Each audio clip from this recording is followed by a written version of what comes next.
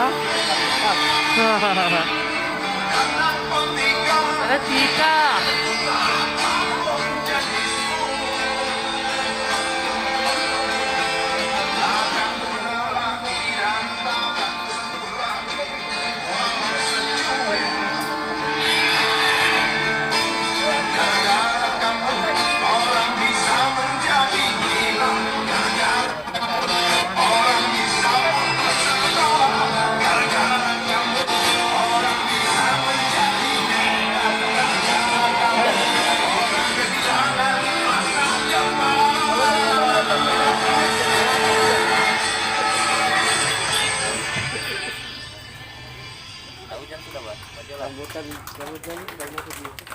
Itu kurang lebih lagu.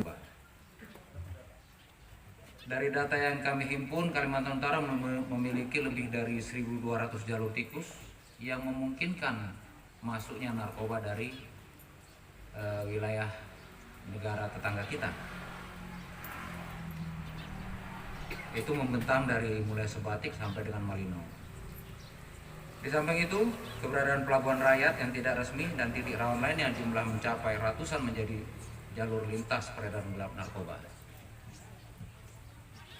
Di Kabupaten Nunukan menjadi perhatian khusus dari kami, mengingat Nunukan khususnya wilayah yang berada di pesisir maupun daerah yang berdekatan dengan perbatasan Indonesia Malaysia seringkali dijadikan tempat transit para pelaku yang mengambil barangnya dari Tawau, Sebatik, Nunukan, yang kemudian akan diedarkan ke Tarakan sampai kalau ditangkap 25 kilo sabu. Itu kapalnya itu singgah di bukan Nunukan, dari Tawau dia singgah di Kunyung. Menghimpun berdasarkan penyelidikan kami, sebenarnya itu kapal itu membawa 150 kilo. Yang tertangkap itu hanya 25 kilo. Kita tidak tahu itu beredar kemana. Apakah itu beredar ke daerah Sulawesi Utara, ke Gorontalo, ke mungkin sampai ke daerah Sulawesi Selatan. Tapi intinya itu jalurnya adalah jalur dari sekitar Kalimantan Utara ini juga. Bapak Ibu yang kami muliakan, hasil pengungkapan yang berhasil kami lakukan tahun 2020, tepatnya sampai bulan Agustus 2020, itu ada sebesar 15,6 kg dari 7 kasus yang berhasil diungkap. Data tersebut belum termasuk kasus yang ditangani jajaran Polda Kalimantan Utara yang sampai bulan Agustus berhasil mengagalkan 29 kilo sabu, yang mana sekitar 15 kg itu adalah yang diungkap oleh Polres Nunukan. Kemudian yang ditambah lagi dengan yang ditangkap oleh Satgas Pangkas yang 7 kilo yang baru lalu. Cukup banyak memang yang bisa kita tangkap, kita cegah untuk masuk. Tetapi sesungguhnya dari hasil penyelidikan kita masih banyak yang lolos. Itulah kemampuan kita untuk mencegah masuknya narkoba ini bukan hanya ke Kalimantan Utara, tapi nantinya untuk diedarkan di Indonesia. Kita sangat mempunyai keterbatasan dalam melakukan upaya-upaya pencegahan ini. Mencegah masuknya suplai dari luar Indonesia. Sebagaimana kita ketahui, semua barang yang masuk ke Indonesia itu, utamanya sabu, itu semua singgah melalui negara tetangga kita, yaitu Malaysia. Apakah itu yang nantinya masuk ke wilayah Sumatera, kemudian dipasarkan, didistribusikan sampai ke Jawa, begitu juga yang masuk ke Kalimantan di Malaysia. Kenapa barang itu tidak dijual di Malaysia saja? Kan kita berpikirnya begitu kan. Persoalannya adalah Di Malaysia itu kurang laku. Ya, di Malaysia itu kurang laku sabu ini. Yang laku dan banyak peminatnya ada di Indonesia. Dan harganya di Indonesia yang lebih mahal. Nah, karena apa laku di Indonesia? Karena permintaannya tinggi. Dulu masih zaman-zaman Orde Baru, ya masih zaman-zamannya lagu Roma Irama itu ngetop dulu dinyanyikan. Indonesia itu hanya negara transit. Ya. Transit kemudian dipasarkan ke Australia. Sekarang negara Australia sudah sadar mereka. Sudah tidak, artinya tidak 100% sadar, tapi sudah sangat berkurang yang mengkonsumsi narkoba ini sehingga permintaannya kecil. Nah, Indonesia dulu hanya transit. Sekarang peminatnya di Indonesia yang paling banyak. Laku keras, laris manis. Kalau kita lihat lagi data yang sudah diungkap, apakah itu TNI Polri, BNN, sudah puluhan ton sabu itu ditangkap. Tetapi suplainya tetap banyak juga, nggak kurang-kurang. Ditangkap 1,5 ton, datang lagi. Ditangkap 1 ton, datang lagi. Karena apa? Karena permintaannya tetap tinggi. Laku keras. Ya, karena permintaan tetap tinggi. Nah, oleh karena itu kita berpikir, kita tidak cukup hanya melakukan penindakan saja. Memang kegiatan penindakan itu paling mantap kelihatannya. Kalau udah nangkap, terus di press release, dipajang gitu, wah gagah kita nangkap sekian kilo narkoba, oh gagah sekali. Tetapi kita lupa, kita tidak pernah menyelesaikan masalah bagaimana kita menekan permintaan ini. Nah, gitu. Kan prinsip ekonomi kan gitu aja. Kalau ada permintaan berarti suplainya ada. Semakin tinggi permintaan, ya suplai semakin tinggi juga. Gitu. Nah. Saya pernah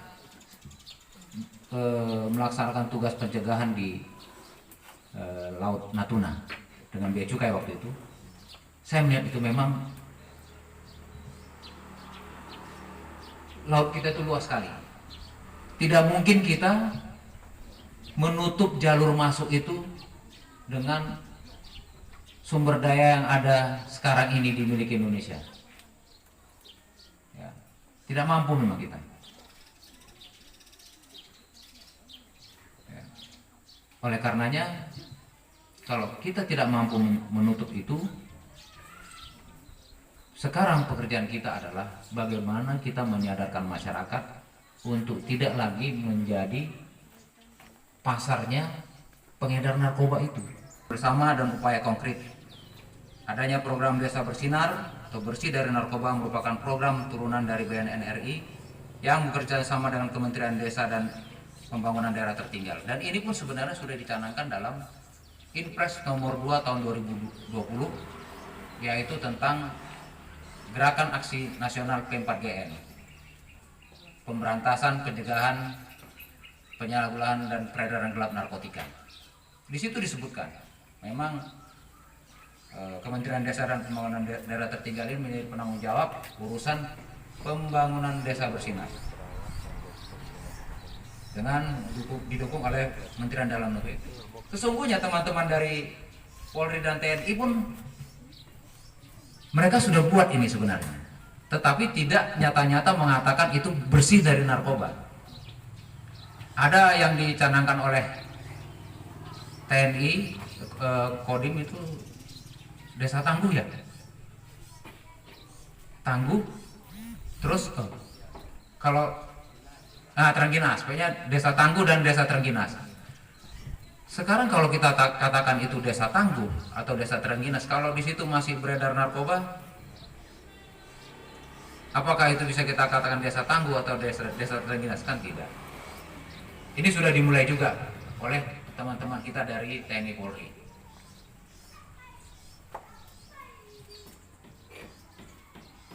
Kalau kita mulai, memang kita tidak bisa serta-merta menyatakan satu kawasan yang begitu luas untuk bebas dari narkoba. Memang kita harus mulai urut dari desa-desa tertentu yang kita perhitungkan itu bisa bebas dari narkoba. Kemudian mungkin berikutnya lagi ada desa berikutnya yang diharapkan itu bebas dari narkoba. Oh sudah, kita dengan Bea Cukai, dengan Angkatan Laut udah sering. Angkatan Laut itu menangkap narkoba juga sudah berapa kali. Dari Bea Cukai juga sudah berapa kali. Dari Satgas Pamtas udah melakukan penangkapan juga. Udah ada kerjasama itu. Cuman kan personil kita kan terbatas nih, nggak banyak gitu. Tidak mungkin perbatasan itu kita pagar betis gitu. Nggak mungkin, nggak mampu kita. Oleh karenanya, apalagi strategi kita yang harus kita lakukan? Oh, kita harus penyadaran masyarakat ini, biar dia bukan menjadi pasar peredaran narkoba.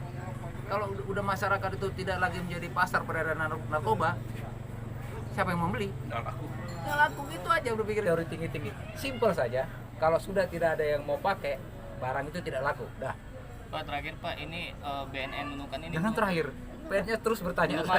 Belum ada tim penindakan ini Pak, bagaimana ini? Apa itu? BNN. Di BNN itu yang jadi kepala BNN-nya itu cuma dia sendiri yang jadi dari anggota Polri. Kenapa tidak ditambah Pak dari Maksudnya kenapa dari? Tapi artinya ke depan pasti akan diusulkan ya Pak? Ya kita udah usulkan. Kita hanya meminta itu kan tenaga itu ke Polda di sini. Nah Polda juga tenaganya terbatas karena dia masih Polda baru. Kebutuhan personilnya juga dia sangat tinggi juga, apalagi sudah berubah dengan tipe Poldanya. Kita harus memaklumi itu begitu. Tetapi kita terus mengajukan permintaan tenaga ini. Prioritas nggak ada Pak untuk Indonesia sendiri untuk penambahan anggota gitu di BNN? Sebenarnya bukan jangan bicara BNN aja. Narkoba, kasat narkoba di Polres juga mempunyai kewenangan untuk melakukan itu. Jadi kita nggak usah berpikir BNN-nya dengan segala ya terbukti ingkrah kita pecat. Kalau terkait narkoba, tindakan nyata kita dalam rangka kita untuk mendukung upaya perang ya yang disampaikan oleh Pak Jenderal terhadap narkoba. Nah, kita sangat mendukung langkah-langkah yang diambil oleh Kepala BNN Provinsi, namanya Desa Bersinar.